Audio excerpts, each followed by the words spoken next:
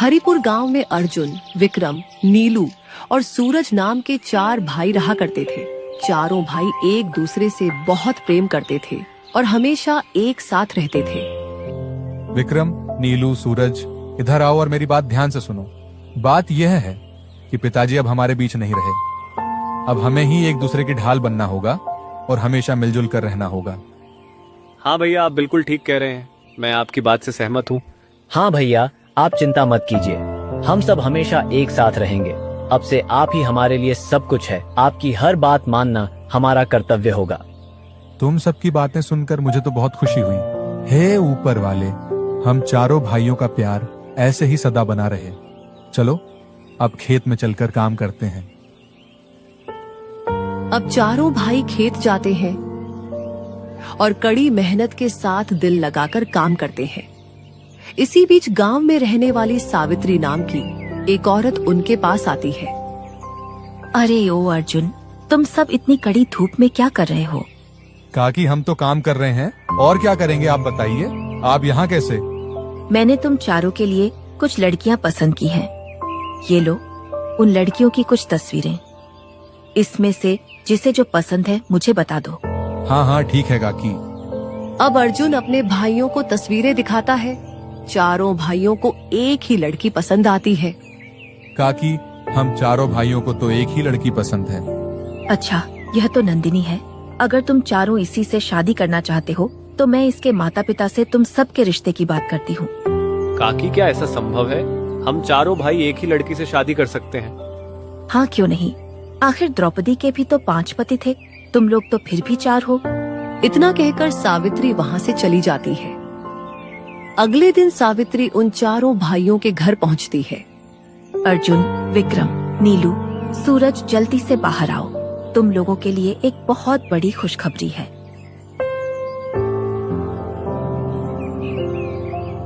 अरे क्या हुआ काकी, क्या बात है? नंदिनी के घर वाले शादी के लिए मान गए हैं। वो जल्द से जल्द शादी करना चाहते हैं। मैंने 1 हफ्ते बाद का मुहूर्त निकलवाया है। अब तुम लोग जल्दी से शादी की तैयारी कर लो। ठीक है काकी, जैसा आप कहें।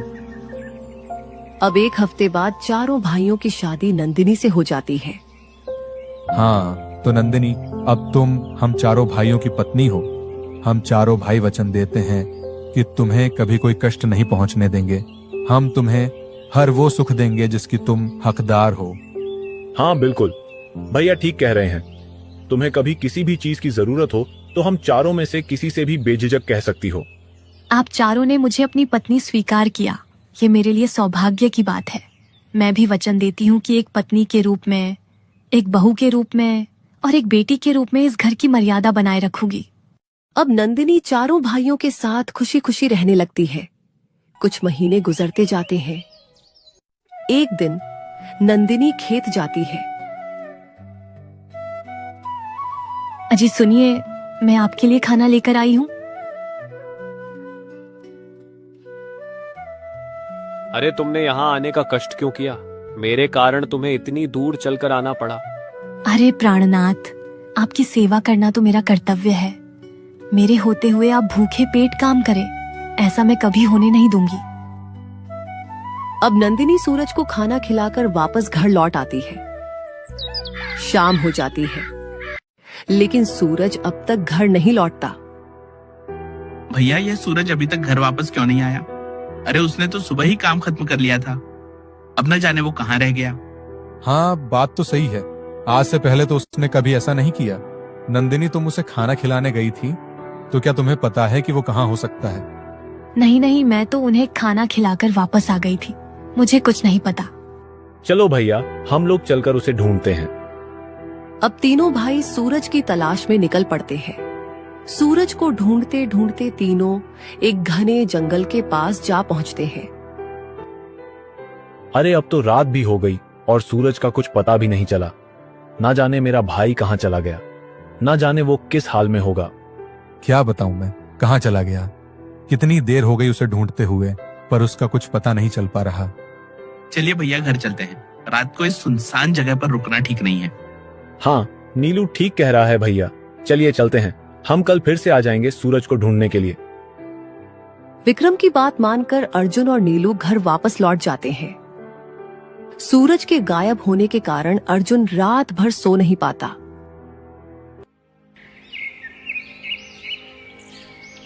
नीलू सुनो, तुम नंदिनी के पास रुको और मैं और विक्रम सूरज को ढूंढने जाते हैं, ठीक है?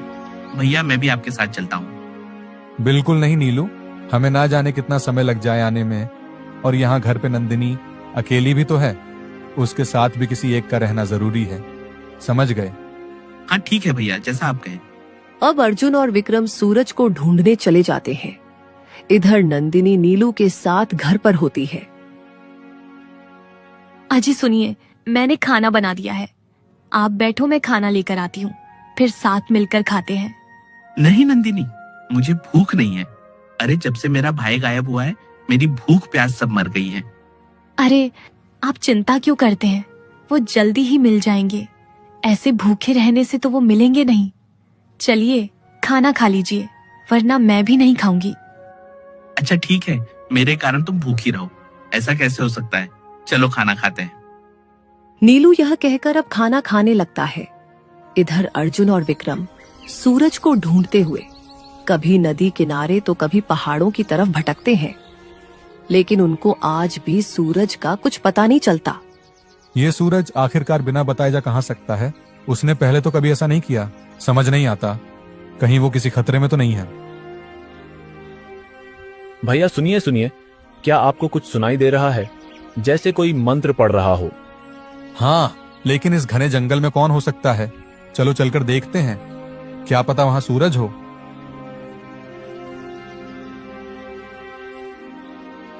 अर्जुन और विक्रम पास जाकर देखते हैं तो पेड़ के नीचे एक अघोरी तपस्या कर रहा होता है। भैया ये तो कोई अघोरी लगता है।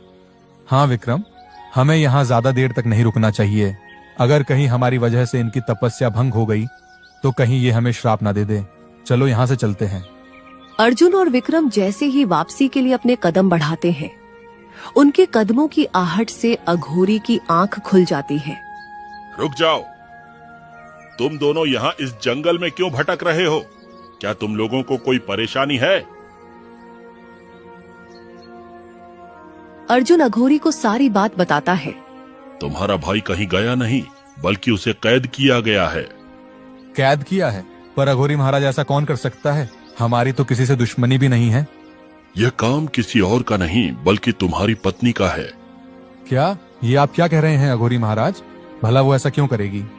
क्योंकि वो कोई इंसान नहीं, बल्कि एक चुड़ैल है, और वो आने वाले पूर्णिमा में इंसानों को खाकर अपनी भूख मिटाती है।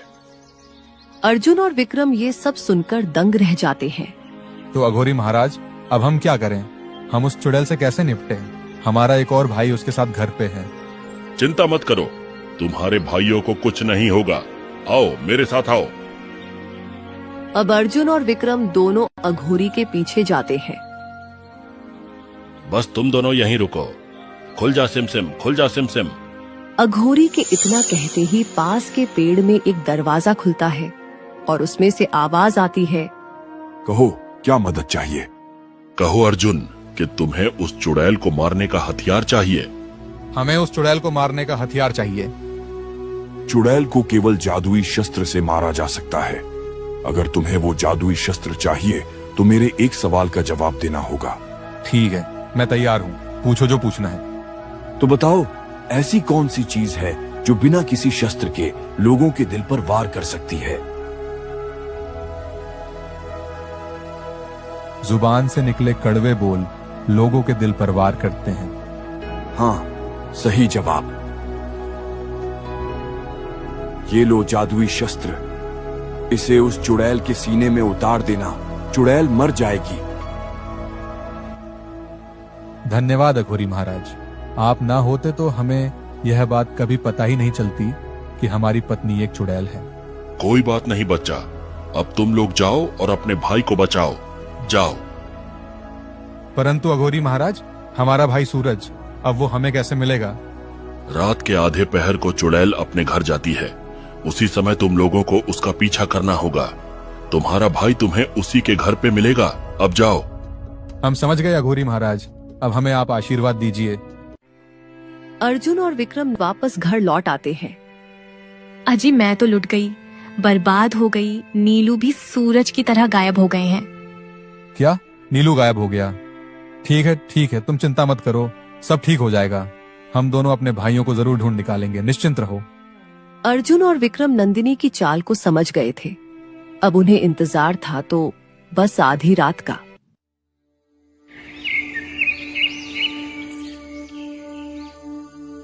भैया भैया उठिए, रात की आधी पहर हो गई है। अर्जुन नंदिनी का पीछा करने के लिए उठ तो जाता है, पर मन ही मन वो इस बात से उदास था कि नंदिनी एक चुड़ैल है। दोनों नंदिनी के पीछे जाते हैं और देखते हैं कि नंदिनी घने जंगल में एक पुरानी सी झोपड़ी में जाती है। चलो झोपड़ी में झांक कर देखते हैं।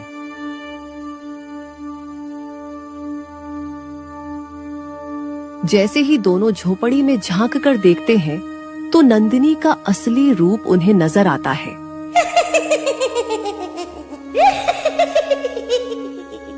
भैया ये तो अपने असली रूप में आ गई। अघोरी महाराज ने तो सही कहा था कि ये एक चुड़ैल है। ये तो कितनी भयानक है। यकीन नहीं आता कि आज तक हम इस चुड़ैल के साथ रह रहे थे।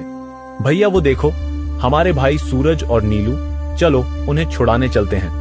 अब दोनों भाई झोपड़ी के अंदर जाते हैं। तुम दोनों यहाँ कैसे आए?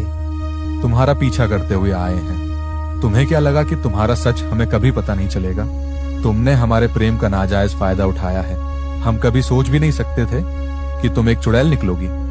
छोड़ दो मेरे भाइयों को और चली जाओ हमारी जिंदगी से। ऐसे कैसे छोड़ दूं? अब तुम लोगों को मेरी असलियत पता चल ही गई है, तो मैं तुम लोगों को भी कैद कर लेती हूँ। तू हमारा कुछ नहीं बिगाड़ सकती है चुड़ैल। अब तुम्हारा खेल खत्म हुआ। अब तुम्हारा अंतिम समय आ गया है। तुम मामूली इंसान मेरा कुछ नहीं बिगाड़ सकते। चुड़ैल यह कहकर अब अर्जुन पर अपनी शक्तियों से वार करने लगती है। अर्जुन चुड़ैल के वार से बचते हुए उसके पास जाता है। भैया ये लो जादुई शस्त्र और मार दो इस चुड़ैल को। अर्जुन बिना देरी किए जादुई शस्त्र चुड़ैल के सीने में उतार देता है। शस्त्र लगने से चुड़ैल तुरंत मर जाती है। चुड़ैल के मरते ही सूरज और नीलू दोनों आजाद हो जाते हैं।